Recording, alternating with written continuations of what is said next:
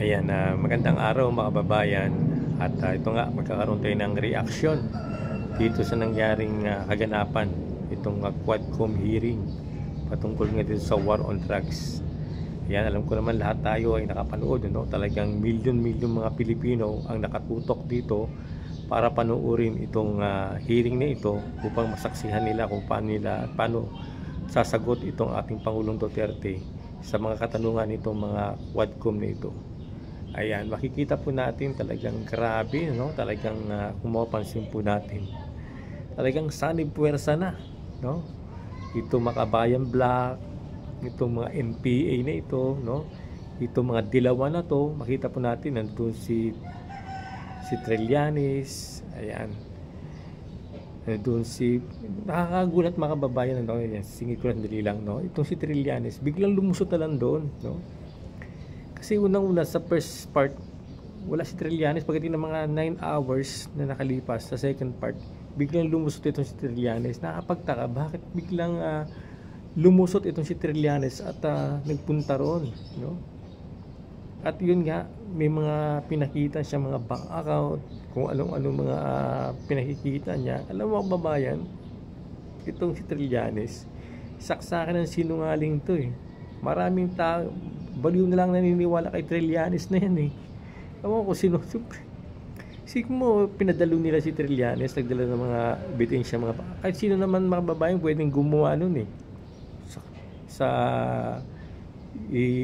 Gumawa ka na ng mga ganung mga bank account na gano'n, kaya sino pwedeng gawin yun eh.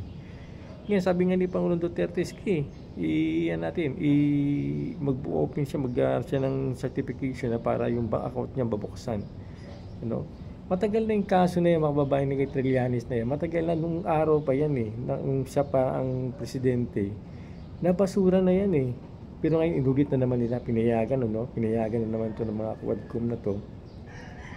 At nakita natin napakagalang ng mga Quadcom. Pero kitang-kita naman natin yung mga ginagawa nilang pagpapanggap na mga galang sila, pero ang intensyon nila ay talagang wasakin itong mga Duterte na ito.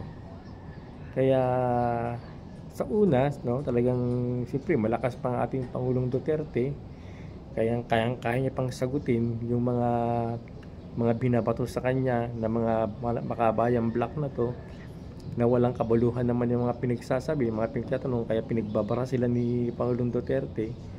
No, at hindi sila barado, tulad si Raul Manuel, di ba? Si Franz Castro, Arlene Rosas, yan talagang gigil na gigil, walang mga respeto, talagang tawag lang nila Duterte lang talaga, no? Trillanes tawag niya rin Duterte lang din eh. Mga walang respeto, talagang makikita mo talaga yung mga ugali ng mga taong yan, talagang mga komunista talaga. Kaya yan, makababayan, no? At magugulat tayo pagdating ng mga 9 hours, siyempre pagod na yung ating Pangulo dahil 9 oras na, siguro nakita nila na medyo pagod na, pinasok na nila itong si Las Cañas, no? At saka itong si Trillanes. Kaya sabi nga niya ni Pangulong Duterte, bakit sa Zoom? Dapat humarap siya rito itong si Las Cañas. Sabi ni Las Cañas, hindi eh. Natakot siya dahil plano siyang papatay ni Pangulong Duterte. Sabi ni Pangulong Duterte, kung papatay kita, ba't buhay ka pa hanggang ngayon? Kaya yan mga kababayan, at talaga naman makikita po natin yung mga tatanungan ng mga kongresista ay paulit-ulit na lang, no? Makikita po natin paulit-ulit na lang at sinasagot naman ng ano. Kaya sabi ni Pangulong Duterte, kung nakikita nyo ganyan na meron ako kayong ebidensya na meron akong nagawang kasalanan, kasuhan nyo na ako, no? Tama naman si Pangulong Duterte, no? Kasuhan na lang siya, hindi yung, alam nyo mga babayan, nakikita ko sa hearing na to hindi magiging magandang resulta to eh, no? Kasi maraming Pilipino na yung nagagalit talaga. Kaya marami pa rin Pilipino na talagang galit na pero napakabait pa rin, no? Kaso baka biglang sumabog na lang yung galit ng bawat Pilipino na talagang biglang magkaroon ng pag-aalsa, no? At talagang palitan na itong ating gobyerno na ito.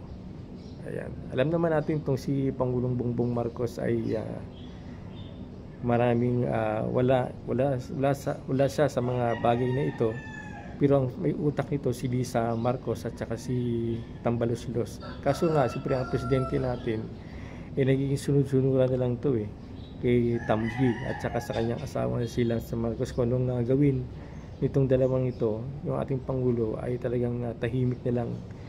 Isipin naman natin yung ginawa ng ating Pangulong Duterte na yung mga tulong na ginawa niya sa mga Marcos, no? Pinalibing niya at sinuportahan niya yung si Amy Marcos, yung mga sinasabi na Amy Marcos yung suportahan ni Pangulong Duterte at ni Bibi Sara. Pero yung bandang huli, nakita naman natin talagang napasama pa yung mga tulong na binigay ni Sara Duterte kay Amy Marcos at kay Bongbong Marcos. Imbis na matulungan, ang nangyari ay nadiin pa sila.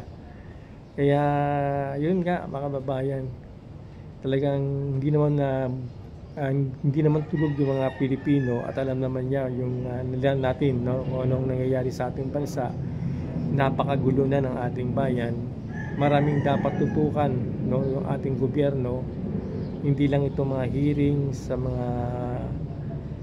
mga Duterte, kundi maraming mga problema yung ating bansa, no. May mga higit yung mga magsasaka na nagreklamo na at murang-mura na lang yung mga kanilang mga produkto binibili.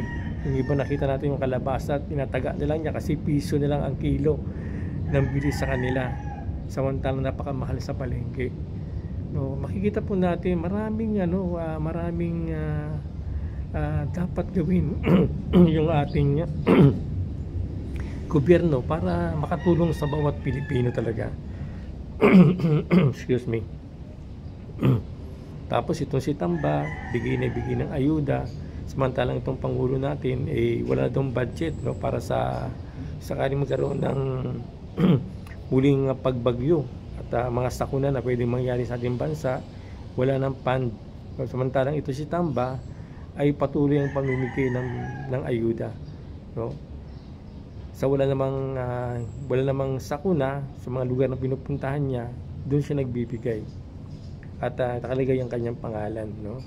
Kaya ito mga kababayan, sana maraming Pilipino na talagang nagagalit na sa nangyayari sa ating bayan, sa kahirapan ng bawat Pilipino, sa mahal na mga bilihin na nakikita po natin. Talagang hirap na yung ordinaryong Pilipino para bumili ng kanilang mga pagkain. Sa halaga ng kanilang sweldo na minimum ay makita po naman natin yung presyo ngayon ay talagang hindi sasapat sa mga bawat Pilipino na minimum ang sweldo, nag-aaral ang kanilang mga anak, no. Yung napakagulo ng politika sa ating bansa.